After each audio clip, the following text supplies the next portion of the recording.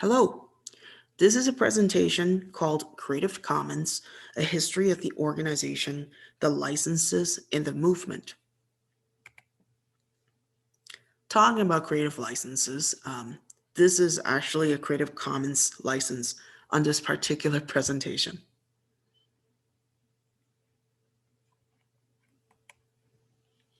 My name is Sherry Jones. I am a philosophies and game studies subject matter expert and instructor at Rocky Mountain College of Art and Design. I am an advocate for open educational resources, and I've been using Creative Commons licenses to license all of my educational works since 2013. I believe that Creative Commons is very important to advancing knowledge and education, um, particularly on a global scale.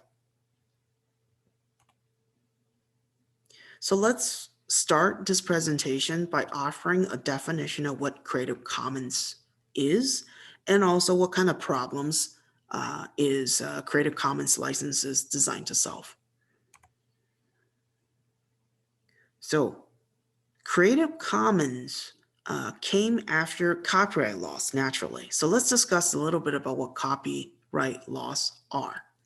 So copyright laws are designed to protect the expressions of an idea. So an expression refer to, for example, things such as books, right? Books expresses ideas of the author, comic books, photographs, images, artworks, movies, short film, and so forth, or even video games, right? These are expressions of an idea. So copyright laws do not protect an idea because how can you possibly protect an idea? Everyone has ideas, right? But an expression of ideas is different. So an expression could come in many different forms. So the laws are designed to protect the expression idea so that the creator of that expression of idea, the artwork, can actually make copies of that work and also profit of that work. Now, specifically, the owner of that creative work has the exclusive right to make copies of that work for a limited time. So this means that no one other than the owner of the copyrighted material can make duplicates of the copyrighted creative work. Now, if that person really wants to do so, then that person must seek the explicit permission of the copyright owner. Otherwise, without the permission, it would be illegal to do so. So again, the purpose of establishing copyright laws is to protect the creator's ability to profit off of her work if she chooses to do so, right? If she decides that she wants to make a profit of her work. So there are some problems with existing copyright laws. First of all, copyright laws have long existed before the advent of internet and social media. The internet and social media and other technological advances has allowed the sharing of expressions of ideas much more easily, right?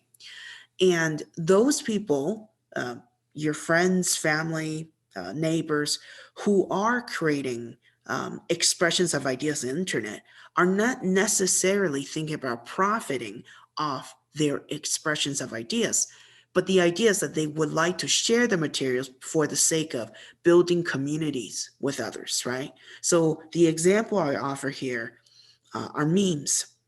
So many people create memes. They enjoy making memes and they enjoy sharing memes on platforms such as Facebook or Twitter for the purpose of, for example, a laugh or making their communities happy or sharing an idea with others, right? Through their images, through their photograph, as a way of communication.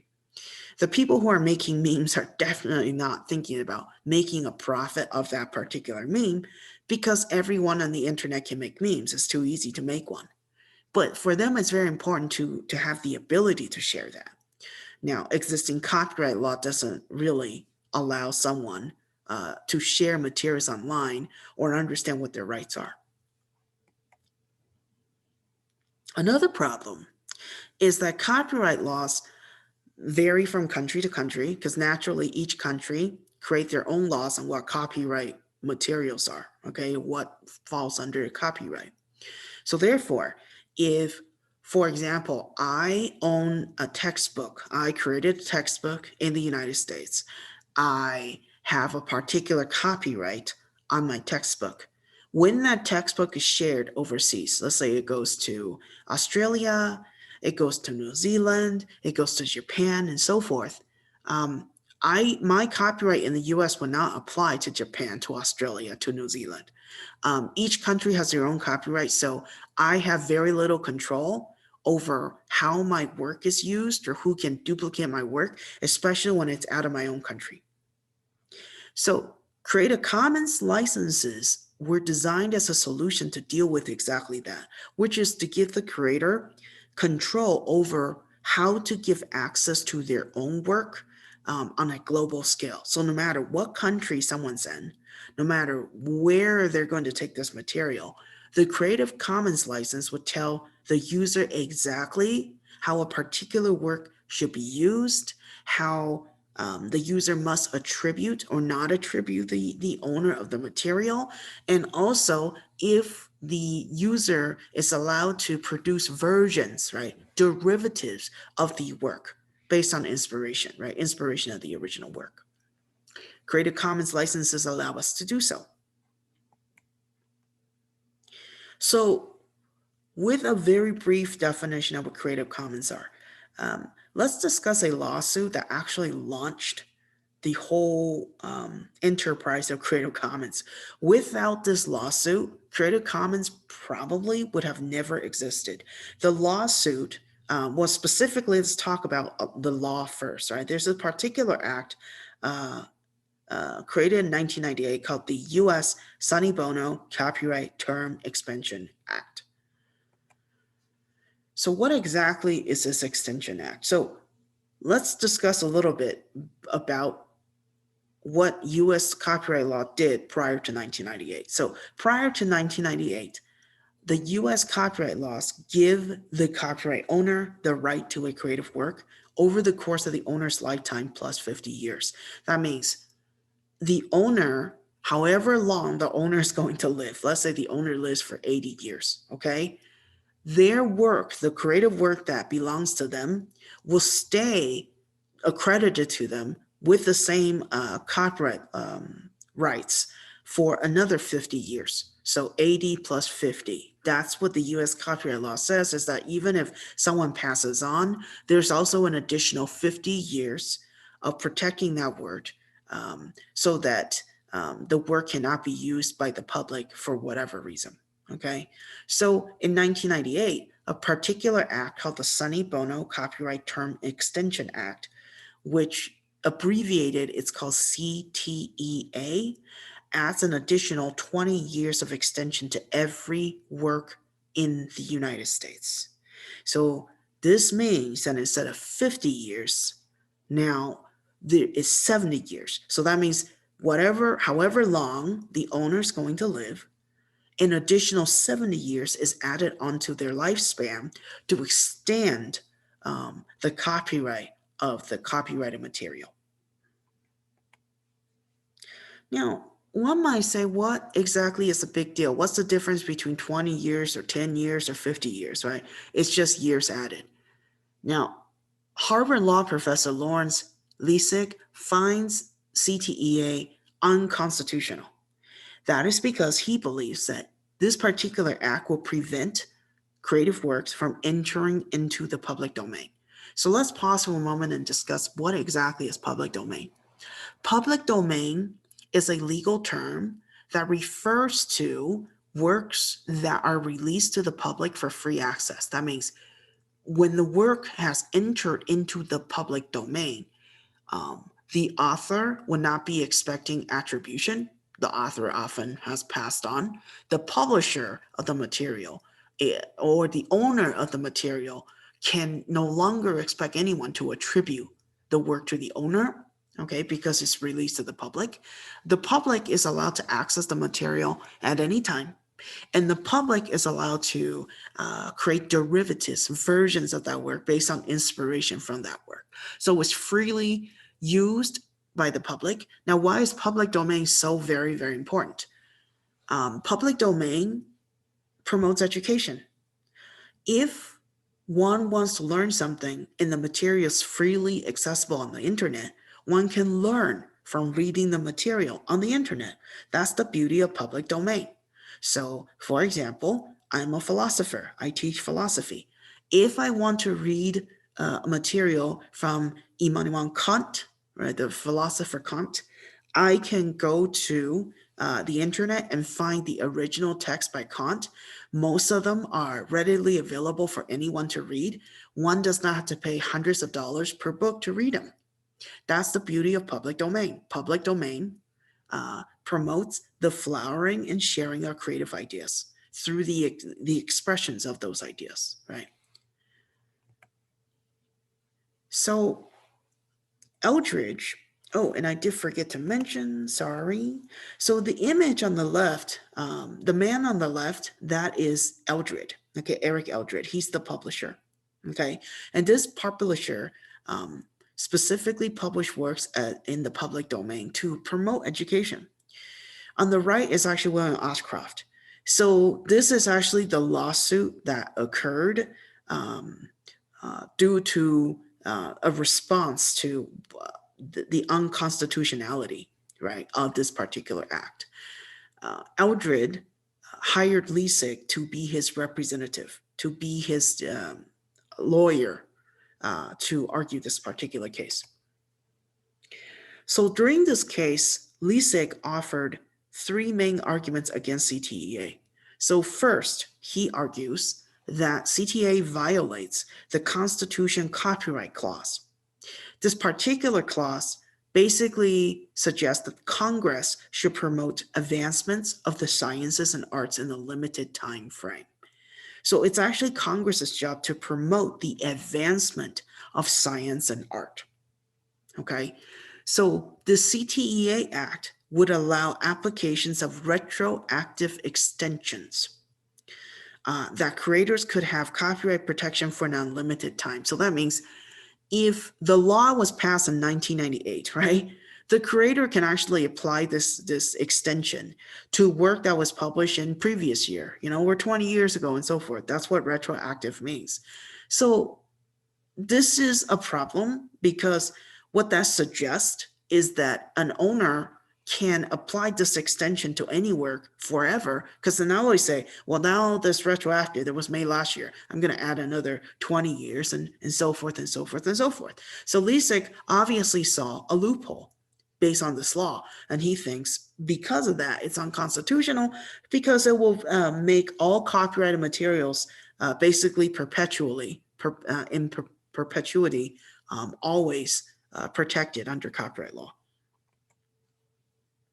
So the second argument he made is that CTA may infringe upon freedom of speech by giving copyright owners the ability to block others from accessing, using, or making derivatives of a creative work in an unlimited time frame. So imagine if copyright is unlimited, naturally the rest of us will never be able to access great educational textbooks, even works from Shakespeare, as you can imagine, or Chaucer. Imagine that all that is gone because someone can make copyright claims and also extend the copyright of those particular work forever, retroactively, right? So we will never get anything in public domain.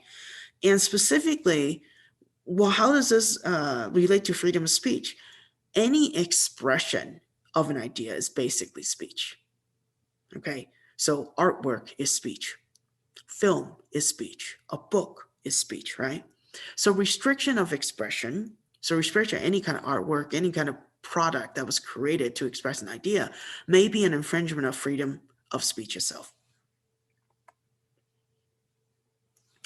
The third argument that Liesig offered is that CTEA violates the doctrine of public trust. So the doctrine of public trust basically requires the government to transfer public property to private entities in consideration of public benefit. So that means Whenever the government decides to transfer public property to private entity, they must question whether or not this particular transfer is done for the sake of public benefit. Because if it isn't, let's say for an example, this particular public property, just imagine with me for a second that the government decided to transfer the whole collective work of Shakespeare to a private publisher. Okay, so they decided to do so. They just transmitted this material. The publisher can decide to block anyone from reading a single page from the collected works of Shakespeare because now they own the copyright to that material. So that will be against this particular act, transferring the collection of Shakespeare to this private publisher will be against the public benefit. Public benefit means that the public should be able to access this material, and now they can't. Okay. So, with all these great arguments that Lisek offered, unfortunately, Lisek and Eldred lost the case. Okay. The case went all the way to the Supreme Court and it was also shut down at the Supreme Court. Although the case didn't go the way that Lisek would hope it would go, it actually inspired him as well as his other activists to create Creative Commons. So let's discuss from the lawsuit, let's discuss the formation of Creative Commons. So there are three perspectives that we need to see Creative Commons as. First, we need to look at Creative Commons as an organization. Second is we need to look at the set of licenses that were created by Creative Commons. And also lastly, we need to think of it as a movement, okay?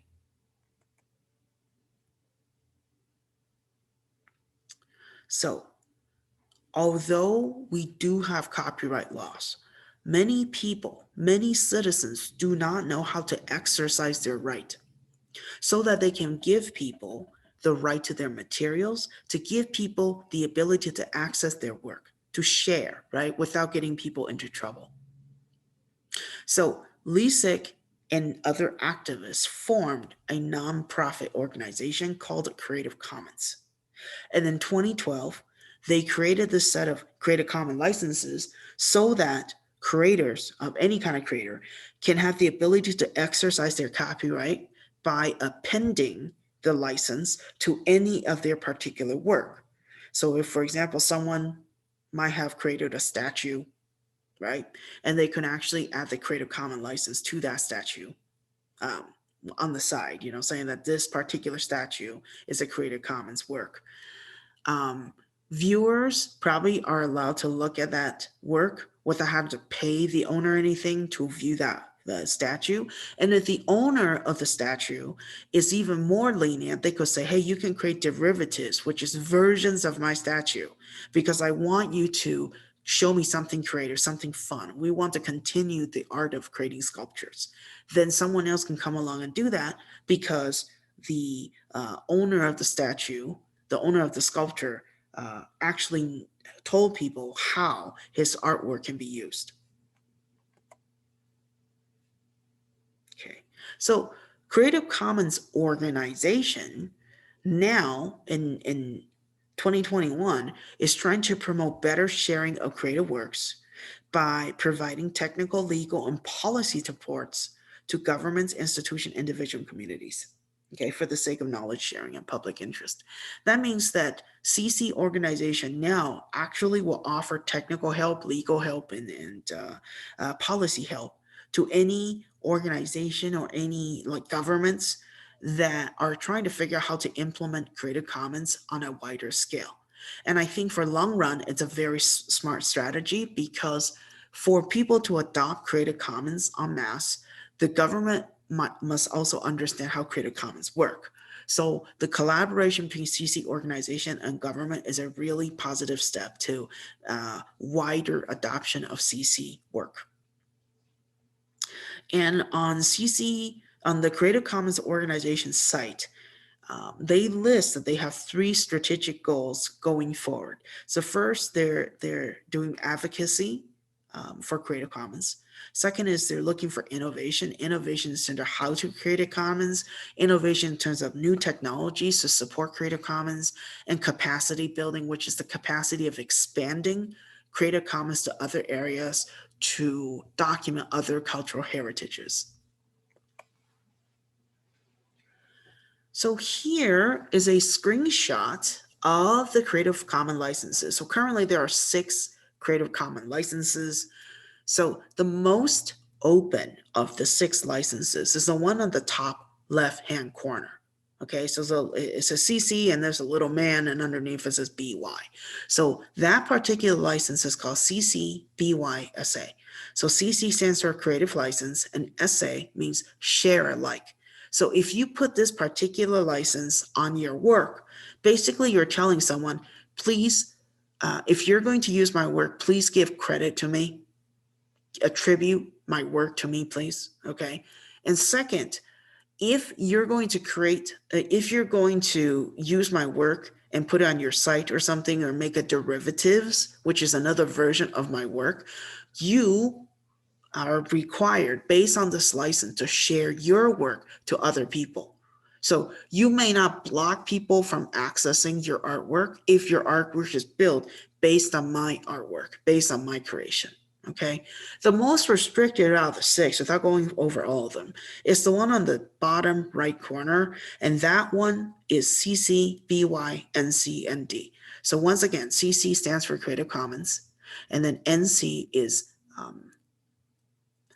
no, oh gosh, I'm not thinking of it right now. No commercial, non-commercial, sorry. So non-commercial means that companies are not allowed to use the material.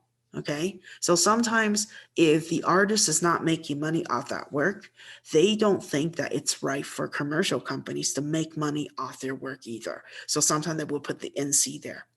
And D stands for no derivatives. That means you may use my work, you may look at it, but you may not make another version of my work or copy my work in any way, shape, or form.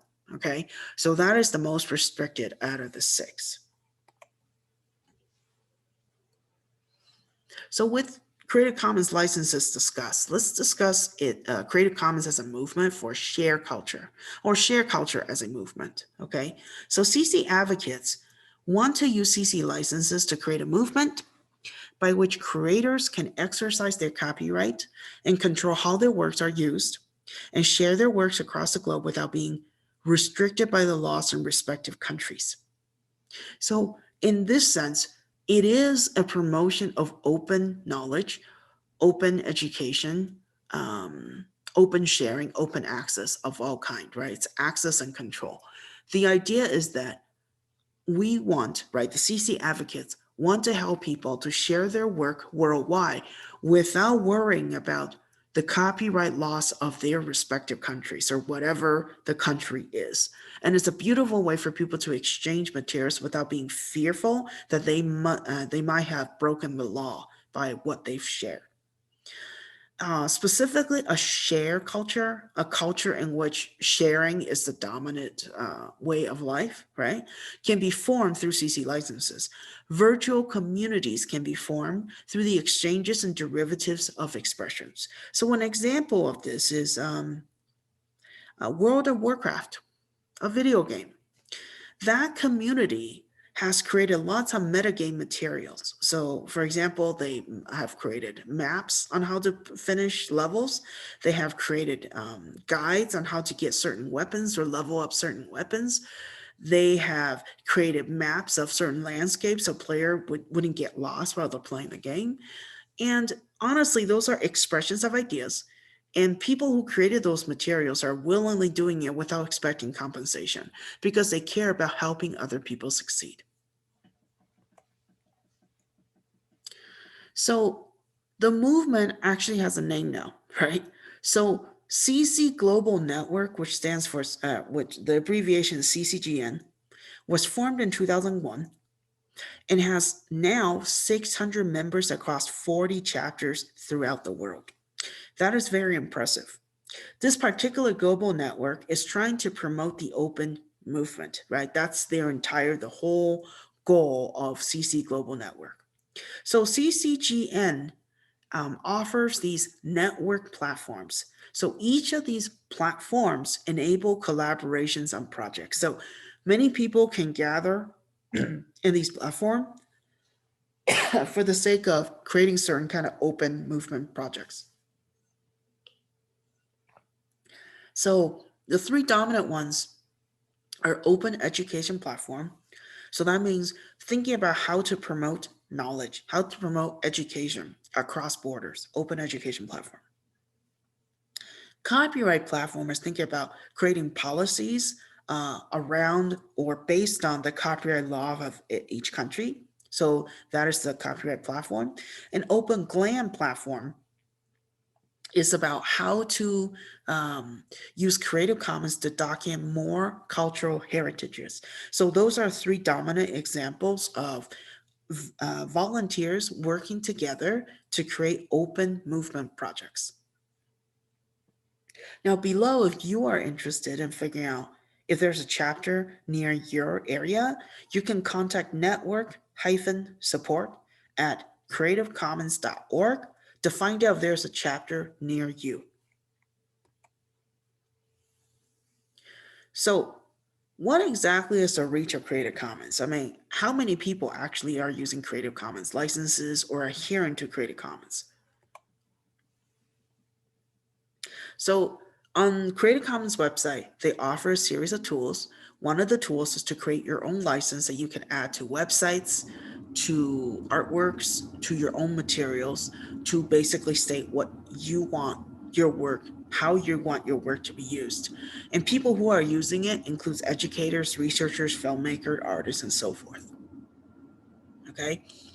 And what's very impressive is that more than 2 billion works across 9 million websites currently use Creative Commons licenses. That is a very impressive number. I'm sure there's more work that can be Creative Commons licensed, but it has grown massively. So that was the end of my presentation. Thank you for looking through all that. I mean, that was kind of, some of it was kind of heavy, but if you want access to the slides link is bit.ly/CC History 2021. Again, it's bit.ly/C